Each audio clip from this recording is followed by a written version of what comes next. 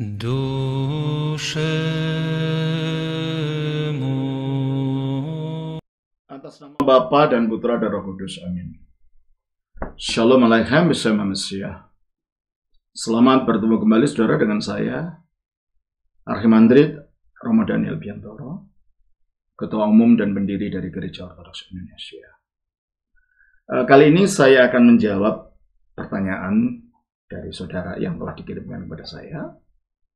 Tapi sebelum saya menjawabnya, saya minta saudara yang belum untuk subscribe, tentulah supaya channel kita ini berkembang sehingga menjadi berkah bagi orang banyak, dan juga klik itu loncengnya dan like-nya serta share kepada sebanyak orang, yang supaya saudara juga mendapatkan teman saudara juga mendapatkan berkat kalau saudara mendapatkan berkat melalui pelajaran ini. Dan juga kalau saudara ingin mengetahui atau ingin berkunjung kepada gereja ortodoks, di belakang daripada video ini nanti ada alamat-alamat yang dekat dengan saudara, atau komunitas atau gereja yang dekat dengan saudara.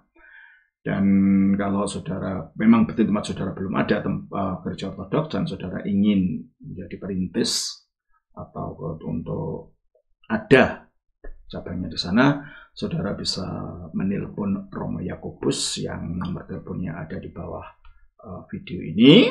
Kali ini pertanyaan datang dari saudara Wahyu. Pertanyaannya, Romo tanya, perlukah umat Kristen merayakan Rosh Hashanah, artinya tahun baru, Yom Kippur atau Hari Raya Gafirat, Hari Raya Pendamaian yang tertulis di dalam Imamat pasal 16, dan Sukkot atau Hari Raya Pondok Daun. Karena sekarang ini ada sebagian umat Kristen yang merayakan itu dalam tradisi gerejanya, gereja modern. Syukur-syukur jika pertanyaan ini bisa dijawab di video pengajaran Romo di YouTube. Matur nuwun Romo. Artinya terima kasih Romo. Baik. Sukkot, Yom Kippur, dan Rosh Hashanah itu adalah hari-hari raya agama Yahudi. Setiap agama punya hari rayanya sendiri. Kalau agama Hindu punya Galungan dan Kuningan yang terkenal, punya hari raya Nyepi, punya hari raya Pager Wesi, dan macam-macam. Agama Buddha juga punya hari raya Waisak, hari raya Katina, dan macam-macam. Agama Islam punya hari raya Idul Fitri, Idul Adha, hari raya Maulud Nabi, hari raya Isra Mi'raj, dan lain-lain. Nah, hari raya yang disebutkan tadi, Rosh Hashanah, Yom Kippur, dan Sukkot, itu adalah hari raya orang Yahudi. Ya seharusnya sih, karena itu hari raya agama lain, dipunyai oleh agama lain, meskipun itu ada di dalam kitab suci Perjanjian Lama. Seharusnya orang Kristen harus konsisten dengan keyakinan Kristennya. Jangan hanya karena ada dalam Perjanjian Lama, gitu, bukan gitu. Harus melihat titik tolak daripada iman Kristen itu sendiri. Ini kacamata ortodoks ya. Nah, saya tidak melarang yang melakukan itu, silahkan saja kalau bukan ortodoks. Tapi ortodoks itu punya stand-nya sendiri. Nah, hari raya ini tertulis di dalam Imamat 23. Kita baca Imamat 23. Ayat 3 berbicara mengenai hari Sabat, merayakan hari Sabat. Itu 6 hari lamanya boleh dilakukan pekerjaan, tetapi pada mulai kita ayat 22 lah. Berbicara kepada orang Israel dan katakan pada mereka hari-hari raya yang ditetapkan Tuhan yang harus kamu maklumkan sebagai hari pertemuan kudus. Waktu perayaan yang kutetapkan adalah yang berikut. 6 hari lamanya boleh dilakukan pekerjaan, tapi pada hari yang ke-7 haruslah ada Sabat. Ini perayaan Sabat, ini perayaan mingguan. Lalu ayat 4. Inilah hari-hari raya yang ditetapkan Tuhan. Nah ini berarti ada jumlahnya. Apa saja itu? Yang pertama ayat 5. Dalam bulan yang pertama pada tanggal 14 bulan itu. Jadi 14 Nisan itu hari pertama, bulan pertama itu adalah bulan Nisan dalam penanggalan Ibrani. Pada tanggal 14 Nisan ada apa? Ada Paskah bagi Tuhan. Jadi itu perayaan Paskah. Lalu ayat 6. Dan pada hari yang ke-15 bulan itu ada hari raya roti tidak. Ayat 10. Berbicara kepada orang Israel dan katakan kepada mereka, apabila kamu sampai ke negeri yang akan kuberikan kepadamu dan kamu menuai hasilnya, maka kamu harus membawa seberkas hasil pertama dari penuaianmu kepada imam. Ini hari raya tuaian, hari raya buah bungaran, atau hari raya 7 minggu. Ya. Ayat 15. Dijelaskan pada ayat 15. Tolong bacakan. Kemudian kamu harus menghitung mulai dari hari sesudah Sabat itu, yaitu waktu kamu membawa berkas persembahan unjuk-unjukan, harus ada genap 7 minggu. Nah, kalau 7 minggu berapa hari? 7 kali 7. 49. Karena ini hari raya 7 minggu, sebutannya menjadi Shavuot. Tapi perayaannya hari berikutnya. Ayat 16. Sampai pada hari sesudah Sabat yang ke-7, kamu harus hitung 50 hari. Nah, berarti kalau 50 hari itu akhirnya dikenal dengan nama Pentakosta. Jadi ada hari apa tadi? Paskah, roti tidak beragi, Pentakosta. Ya. Kita lanjutkan juga di dalam ayat 27. Akan tetapi pada tanggal 10 bulan yang ke-7 itu ada hari pendamaian. Kamu harus mengadakan pertemuan kudus dan harus merendahkan diri dengan berpuasa. Itulah yang disebut Yom Kippur. Artinya hari raya pendamaian. Cara melaksanakannya tertulis dalam Yomat 16, nggak usah kita kesana. Saya hanya menunjukkan beberapa ini supaya saudara-saudara kita Kristen yang lain juga tahu itu. Ya, Yom Kippur atau hari pendamaian. Kalau bahasa Arabnya Yaumul Kafarat, hari penutupan dosa. Makanya dulu dalam Alkitab Terjemahan Lama disebut sebagai hari raya Gafirat dalam Terjemahan Lama. Ya, sesudah itu ayat 34. Katakanlah kepada orang Israel begini, pada hari yang ke-15 bulan yang ke-7 itu ada hari raya Pondok Daun. Nah, itulah Sukot tadi. Hari raya Pondok Daun itu hari raya Sukot. Apa yang dilakukan? Nah, ini yang dilakukan sukacita itu mereka. Ayat 40 sampai ayat yang ke-43. Tolong bacakan dari Imamat pasal 23.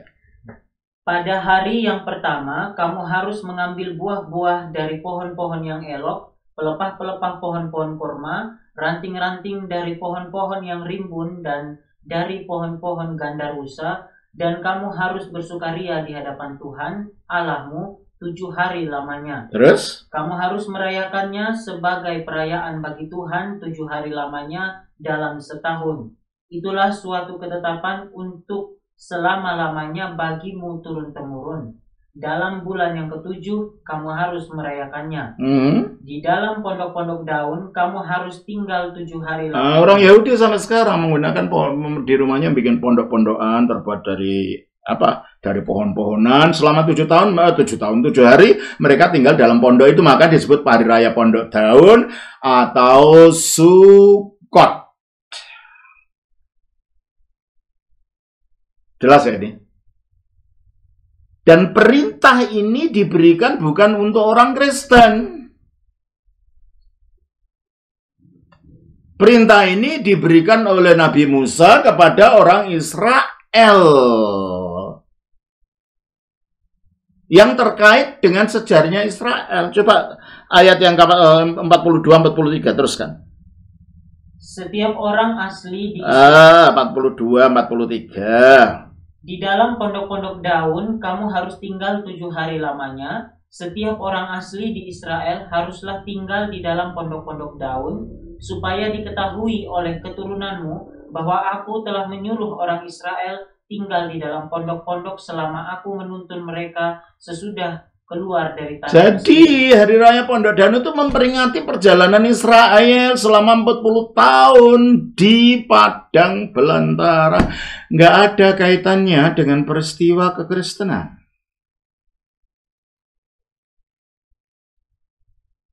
Ya, Sabat. Di samping itu memperingati penciptaan yang lama, itu juga memperingati keluarnya Israel dari Mesir. Coba kita baca di dalam Ulangan pasal 5. Ayatnya yang ke-15. Ayat 14-15. Tetapi hari ketujuh adalah hari Sabat Tuhan Allahmu. Maka jangan melakukan sesuatu pekerjaan, engkau atau anakmu laki-laki, atau anakmu perempuan, atau hambamu laki-laki, atau hambamu perempuan, atau lembumu, atau keledaimu, atau hewanmu yang manapun, atau orang asing yang di tempat kediamanmu, supaya hambamu laki-laki dan hambamu perempuan berhenti seperti engkau juga.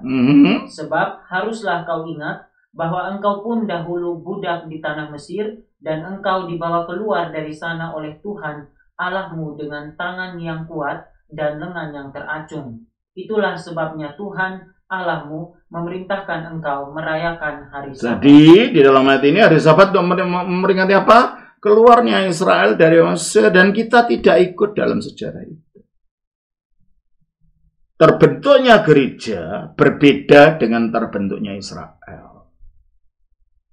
Terbentuknya gereja karena penggenapan-penggenapannya itu telah terjadi dalam Kristus. Makanya diingatkan oleh Alkitab, Kolose 2 ayat 16-17. Karena itu, janganlah kamu biarkan orang menghukum kamu mengenai makanan dan minuman, atau mengenai hari raya, bulan baru, atau mengenai hari raya, ya macam-macam hari raya tadi. Hari raya tahun baru namanya Rosh Hashanah, ada hari raya Pondok Daun namanya Sukkot, ada hari raya apa tadi lagi, roti tidak beragi, ada hari raya pendamaian, ada hari raya Shavuot atau Pentakosta. Itu hari raya yang terkait semuanya dengan kehidupan Israel. Maka dikatakan kita tercipta, gereja umat yang baru ini tercipta bukan dari sejarah keluarnya bangsa Israel dari Mesir. Kita tercipta dari keluarnya manusia dari iblis yang digambarkan dalam Israel itu Firaun. Sebagai manusia jahat yang berkuasa, itulah iblis yang menguasai kita. Dari dosa yang menekan kita, yang di dalam peristiwa Israel itu gambarannya adalah perbudakan dengan Firaun, dan dari malaikat maut yang akan mengelilingi tanah Mesir, orang yang rumahnya tidak ada darah diolesi dengan darah anak domba Paskah akan terbunuh oleh malaikat maut ini, dan kita dilepaskan dari itu, yaitu dari kematian. Melalui apa? Melalui penyaliban, melalui kematian, dan melalui kebangkitan Yesus. Jadi gereja itu tercipta dari peristiwa penebusan Kristus. Maka diingatkan di situ kembali kepada Kolose 2 ayat 16 itu. Karena itu, janganlah kamu biarkan orang menghukum kamu mengenai makanan dan minuman, atau mengenai hari raya, bulan baru ataupun hari Sabat. Mhm. Semuanya ini hanyalah bayangan Nah, semuanya ini hanyalah bayangan. Terus? dari apa yang harus datang, sedang wujudnya ialah Kristus. Nah, kita tidak, sebagai orang Kristen, kita tidak merayakan bayangannya. Kita merayakan wujudnya, yaitu Kristus. Sebab dasarnya kekristenan itu bukan sejarah Israel. Meskipun itu persiapannya ke sana, tapi dasarnya adalah peristiwa penebusan Kristus. Makanya dikatakan oleh 1 Korintus 3 ayat 16. Ayat yang ke-11. Karena tidak ada seorang pun yang dapat meletakkan dasar lain daripada dasar yang telah diletakkan, yaitu Yesus Kristus. Itulah dasar kita. Karena terciptanya umat yang baru, yaitu gereja. Dan sejarah pelepasan kita itu bukan dari Fir'aun, tapi iblis, dari dosa iblis dan maut. Dan bukan dipimpin Musa keluar dari Laut Merah, tetapi dilakukan oleh Yesus melalui penyaliban, kematian, dan kebangkitannya. Maka yang harus dirayakan adalah peristiwa Yesus ini, bukan peristiwanya Israel. Sebab semua perayaan-perayaan Israel tadi itu bayangan yang tujuannya menuju kepada Yesus. Coba kita lihat. Kembali kepada imamat tadi. Pertama, hari Sabat. Ya, memang hari Sabat tidak diganti. Karena ini bukan hanya perayaan keluarnya Israel, tapi juga perayaan penciptaan yang lama. Oleh karena itu kita di Gereja Ortodoks hari Sabtu tetap dirayakan. Tapi untuk persiapan menuju hari kebangkitan, yaitu hari ini. Jadi tidak ada kalau ada orang mengatakan, oh itu Konstantinus yang mengubah Sabat jadi Minggu, itu kamu salah. Sejarah apa yang kamu baca? Konstantinus tidak pernah ikut-ikut waktu itu untuk masalah kegerejaan, dalam arti yang mengubah-ubah. Sebab waktu itu di Konstantinopel ada patrianya yang bertanggung jawab masalah kegerejaan, bukan raja. Tidak ada kaitannya. Dan nyatanya Gereja Ortodoks sudah pernah mengubah gitu kan. Hari Sabtu tetap ada sembahyang Sabat, lalu ada hari Minggu, yaitu hari Tuhan, hari kebangkitan Tuhan. Nah, itu minggu ke minggu. Lalu perayaan-perayaan apa tadi? Ayat yang ke roti tidak beragi. Belum. Paskah dulu ya. Ya, ayat 5. Dalam bulan yang pertama, pada tanggal 14 bulan itu, pada waktu senja, ada Paskah bagi Tuhan. Dan ke-6. Dan pada hari yang ke-15 bulan itu, ada hari raya roti tidak beragi. Itu semua sudah digenapi oleh Yesus. 1 Korintus pasal 5 ayat yang ke-7. Buanglah ragi yang lama itu, supaya kamu menjadi adonan yang baru, sebab kamu memang tidak beragi. Nah, akhirnya raya-raya tidak beragi itu dirayakan melalui kehidupan yang murni. Bukan tidak makan roti gitu, bukan. Maksudnya bukan. Dirayakan kehidupan yang teruskan. Sebab anak domba Paskah kita juga telah disembelih, yaitu Kristus. Nah, kalau dombanya Paskahnya disembelih siapa itu? Kristus. Kapan disembelihnya? Waktu disalib. Itulah hari Paskah. Maka yang kita rayakan bukan Paskahnya orang Yahudi. Yang kita rayakan adalah Paskah kematian dan akhirnya kebangkitan Kristus. Makanya kita punya Paskah di Gereja Ortodoks. Dalam musim Paskah ini dipersiapkan selama 40 hari kita puasa. Merenungkan diri untuk bertobat. Dan itulah hari raya roti tidak beraginya itu digenapi di sana. Ya, bukan dimengerti secara literal yang bunyinya di sini dalam Ampat 23 ini, sebab itu tidak ada kaitannya dengan gereja, itu untuk orang Israel. Ya, lalu hari raya roti tidak beragi, terus 10 ayat 10.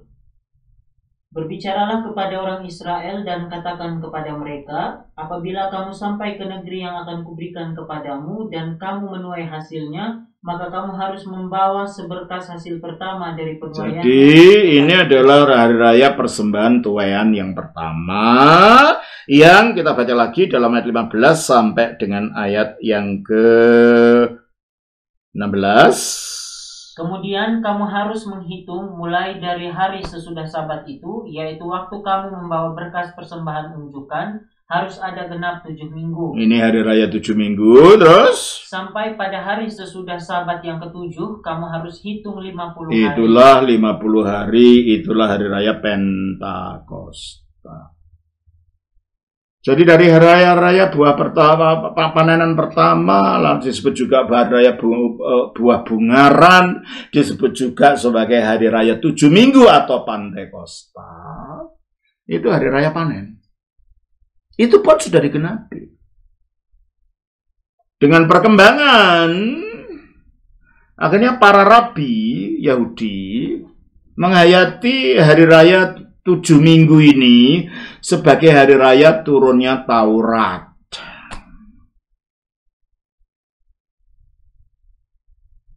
Sehingga, karena kita tidak lagi hidup dalam Taurat, maka ketika hari raya Pentakosta itu dirayakan, yang terjadi apa? Roh Kudus turun, membuat kita hidup dalam roh. Jadi kalau Paskahnya sudah digenapi melalui kematian Kristus di atas salib, ya toh? Terus hari raya Tauratnya tidak beragi adalah pertobatan yang digenapi di dalam praktek kita merayakan puasa catur dasa atau puasa prapaskah selama 40 hari. Lalu Pentekostanya digenapi dengan turunnya Roh Kudus. Ya toh? Nah, coba bagaimana ini jadi Pentakosta kok menjadi buah pertama? Iya, itulah menjadi buah pertama lahirnya gereja. Pada hari Pentakosta itu. Kita baca pertama dari Imamat 1 ayat 15. Bukan Imamat, Kisah Rasul. Kisah Rasul 1 ayat 15. Pada hari-hari itu berdirilah Petrus di tengah-tengah saudara-saudara yang sedang berkumpul itu, kira-kira 120 orang banyak. Nah itulah, itu awalnya sebelum jadi gereja. Itu belum jadi gereja sebelum Roh Kudus turun. Itu masih kumpulan orang Yahudi yang mengharap turunnya Roh Kudus. Dari 120 orang inilah nanti setelah Roh Kudus turun yang menggenapi makna Pentakosta, baru tuaian datang. Ayat yang ke pasal 2, ayatnya yang ke-40-41. Dan dengan banyak perkataan lain lagi, ia memberi suatu kesaksian yang sungguh-sungguh, dan ia mengecam dan menasihati mereka, katanya, berilah dirimu diselamatkan dari angkatan yang jahat ini. Terus? Orang-orang yang menerima perkataannya itu memberi diri dibaptis, dan pada hari itu jumlah mereka bertambah kira-kira 3.000. Itulah buah pertama dari gereja pada waktu hari lahirnya pada hari Pentakosta. Jadi hari raya buah pertama, hari raya Pentakosta itu tergenapi dalam turunnya Roh Kudus dan munculnya pertama kali buah pertama gereja. Nah, terus hari raya apa lagi? Pentakosta.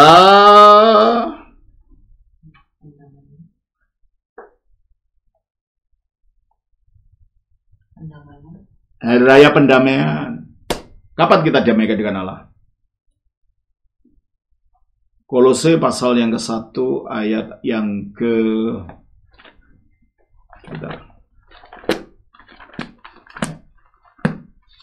Di dalam Kolose pasal yang ke-1 kita baca demikian ya.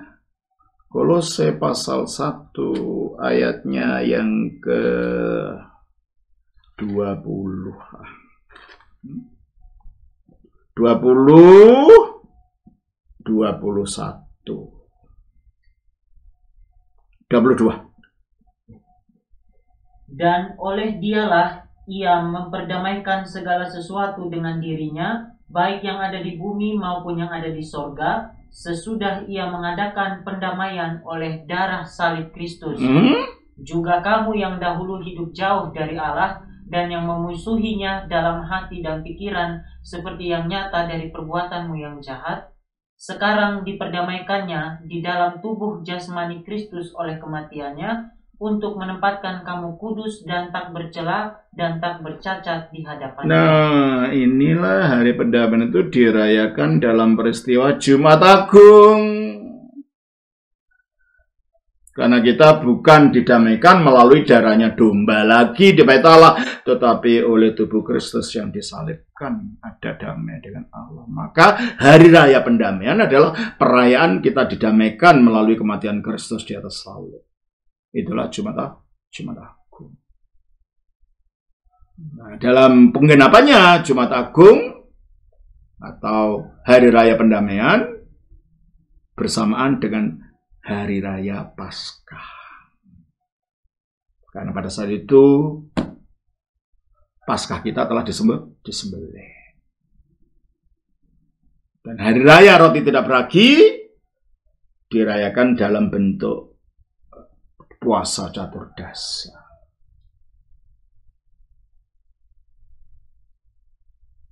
Jadi kalau begitu, termasuk nanti hari raya Sukot. Sukot itu apa? Pondok daun, orang merayakan dengan tinggal di pondok-pondok. Ini memperingati apa? Nanti bertemunya semua umat dengan Kristus pada akhir zaman. Dengan membawa daun palem juga. Wahyu pasal 47 ayat 9.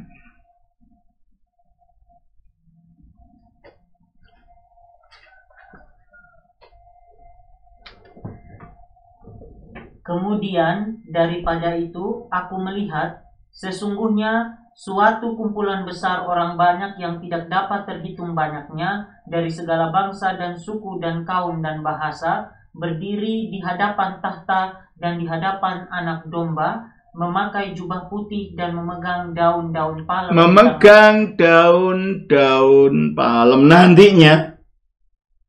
Makanya pada waktu hari raya Pondok Daun juga ada daun-daun palem. Coba kita baca Imamat 23 itu, kita baca ayat 40. Pasal 23:40. Pada hari yang pertama kamu harus mengambil buah-buah dari pohon-pohon yang elok, pelepah-pelepah pohon-pohon kurma. Itulah daun palem itu, semacam palem. Pohon kurma, terus ranting-ranting dari pohon-pohon yang rimbun dan dari pohon-pohon gandarusa, dan kamu harus bersukaria di hadapan Tuhan Allahmu 7 hari. Oleh karena itu pada hari ini, yang hari-hari pertemuan ini, yang digenapinya nanti pada waktu kedatangan Kristus, itu digenapi, pohon palem itu digunakan untuk menyambut Kristus ketika Kristus masuk ke Yerusalem. Itulah hari Minggu Palem. Coba kita baca dalam Yohanes pasal yang ke-12.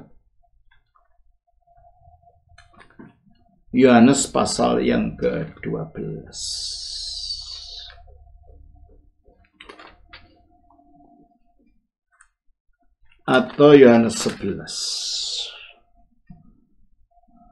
Yohanes, sebentar.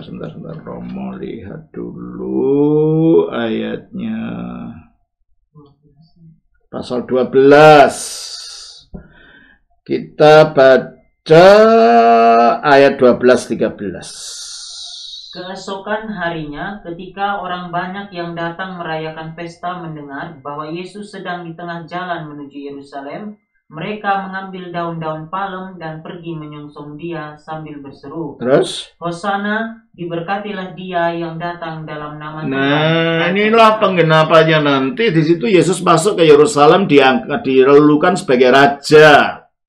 Padahal nanti kita akan duduk berdiri di hadapan tahta sang raja itu di akhir zaman dengan membawa daun palem juga. Dan itulah penggenapan. Makanya pada waktu daun palem ini kan gereja dihiasi dengan macam-macam tumbuh-tumbuhan, buah-buahan, bunga-bungaan gitu kan. Karena memperingatkan ini. Jadi kalau begitu, di dalam kaitan dengan gereja ortodoks, yang perayaan ini berasal dari zaman para rasul itu sendiri, bukan baru sekarang. Ya memang perayaan-perayaan Yahudi itu tidak dirayakan dalam bentuk bayangannya, tapi dalam penggenapannya di dalam Yesus Kristus. Makanya kita punya perayaan-perayaan sendiri yang landasannya dari perayaan Yahudi. Makanya kalau dalam perayaan Yahudi kan sudah ditetapkan tanggalnya, harus begini. Perayaan-perayaan Ortodoks juga sudah tanggalnya, ditetapkan, tidak boleh berubah gitu loh. Nah, sekarang gereja modern itu tidak mempunyai rasa merayakan peristiwa keselamatan, itu tidak ada. Sehingga Natal dirayakan seenaknya kapan saja, gitu kan. Kadang-kadang masih bulan September sudah ada Natalan, itu kan. Atau Januari Natalan, kalau kita nggak bisa. Kenapa sebelum Natal didahului puasa dulu, gitu loh. Puasa selesai baru Natal. Kalau tanggalnya ngawur, rusak itu nanti aturan ini. Makanya Kristus tidak mengubah hukum Taurat, tidak meniadakan hukum Taurat. Dan itu sistemnya masih dijaga oleh gereja ortodoks. Tapi isinya yang berubah. Isinya bukan sejarah Israel, tetapi isinya adalah sejarah Kristus. Makanya tidak bisa diubah-ubah, tanggalnya harus tetap, sudah ditetapkan. Apa itu tanggal-tanggal itu? Kelahiran Bunda Maria.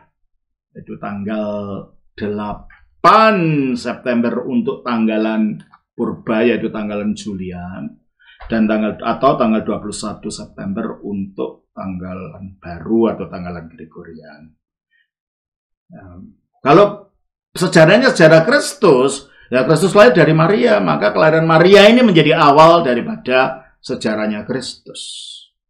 Maka pertama kita merayakan kelahiran Bunda Maria.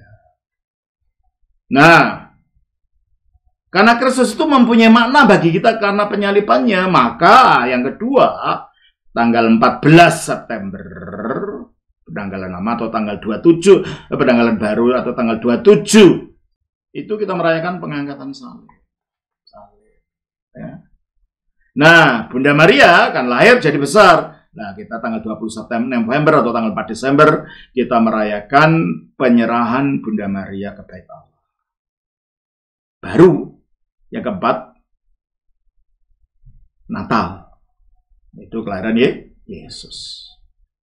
Yang kelima, tanggal 19 Januari atau tanggal 6 Januari itu perayaan peringatan pembaptisan Kristus. Ini kan sekitar Kristus semua, yang disebut perayaan Teofani atau Epifani.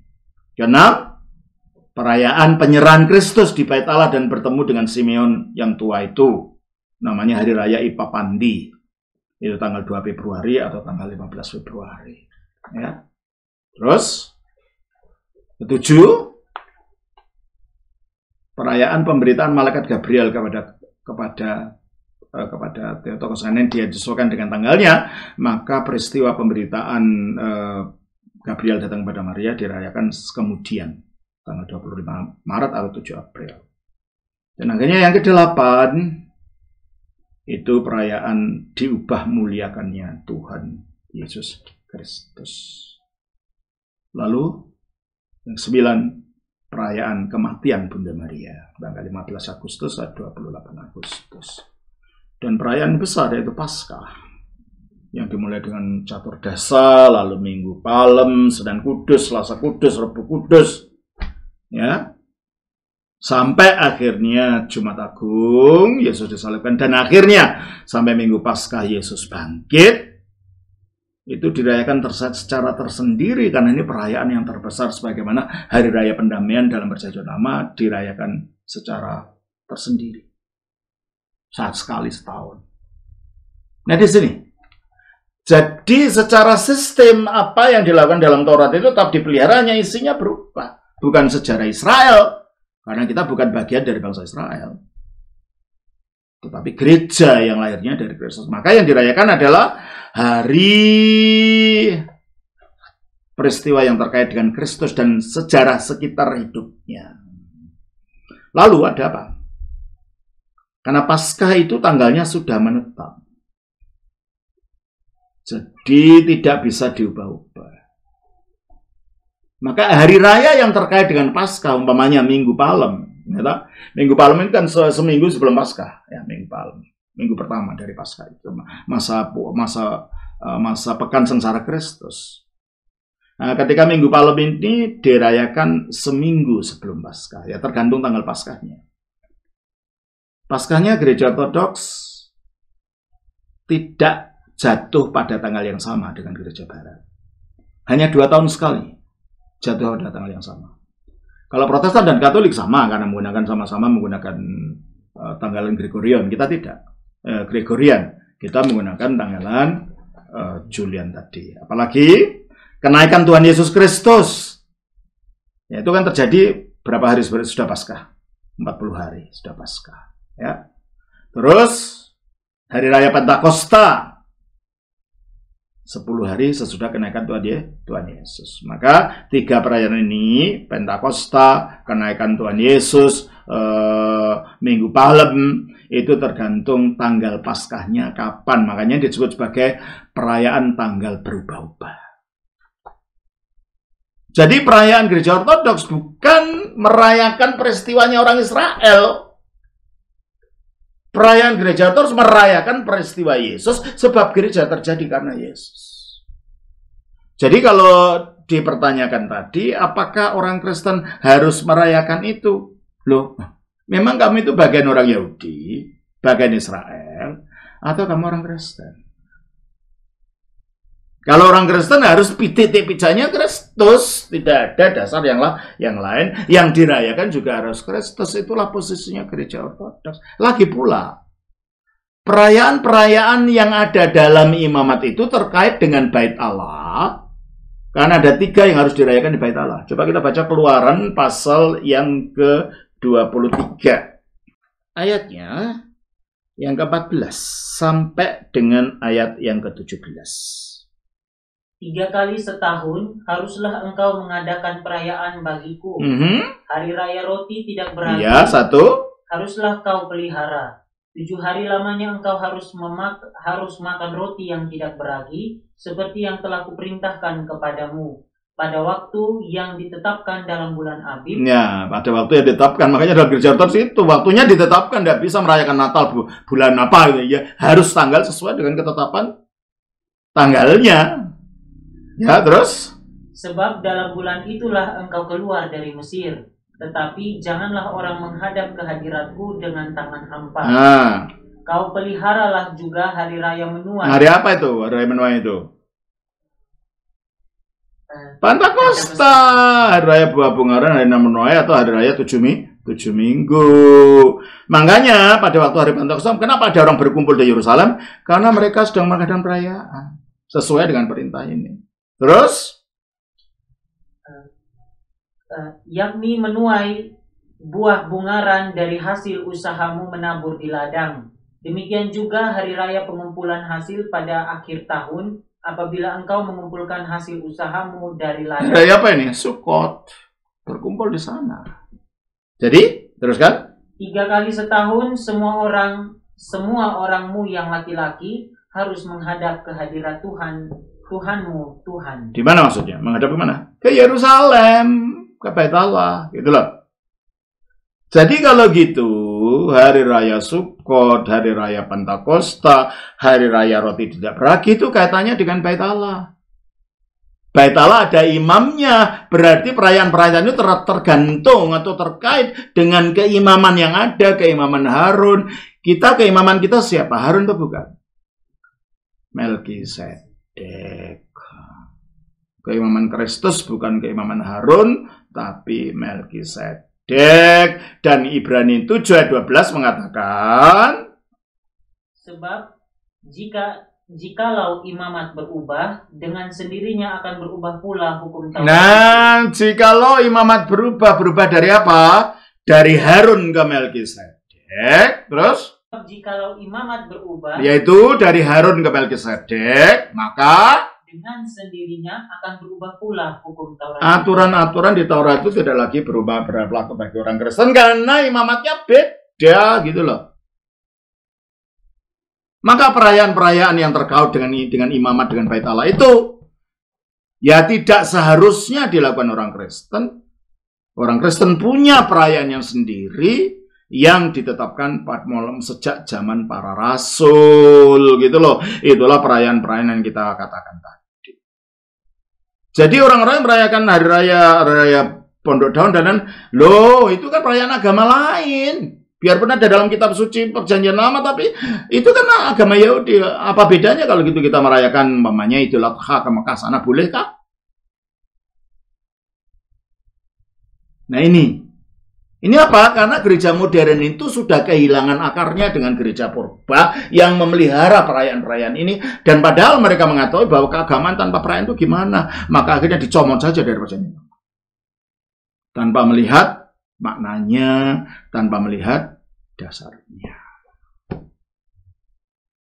Jadi Mas Wahyu, itulah jawaban saya dari kacamata gereja ortodoks. Apakah kita harus merayakan perayaan-perayaan itu? Tidak. Sebab imamat kita bukan imamat Harun. Imamat kita adalah imamat Melkisedek. Dan yang kita rayakan adalah sejarah sekitar Sang Melkisedek ini. Dan itulah yang dilakukan oleh gereja ortodoks selama 2000 tahun ini. Kiranya Tuhan memberkati saudara semua. Nama Bapa, Putra, Roh Kudus. Amin.